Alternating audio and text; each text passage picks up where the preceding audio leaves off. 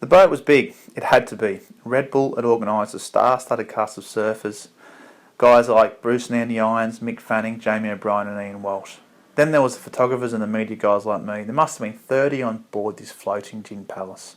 There was only one female on board, however, and that was Andy's wife, Lindy. Her boobs were big and they were beautiful. And they were getting bigger and more beautiful as the trip went along. However, that didn't stop me from striking up a friendship with Lindy. She was, as she is now, friendly and hot and super kind and funny. She laughed sympathetically at my jokes and asked me questions about my family and drank white wine with a sweet, tinkly smile.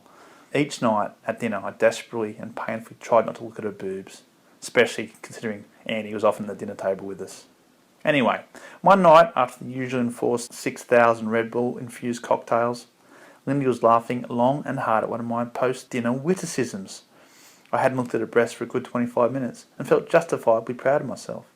Andy was laughing too, and it was then that Lindy said, "Hey Andy, isn't Ben funny? I reckon he's just like Napoleon Dynamite." Now then there was real laughter, far superior in both volume and emotional heft than any of my jokes, the table erupting in my uncanny resemblance to the movie character. The problem was I hadn't seen the movie. I just naturally assumed that the character must have been hellishly humorous and no doubt oddly attractive.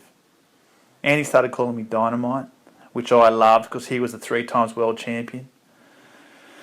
Anyway, after a few nights I decided to maybe get the DV and check it out.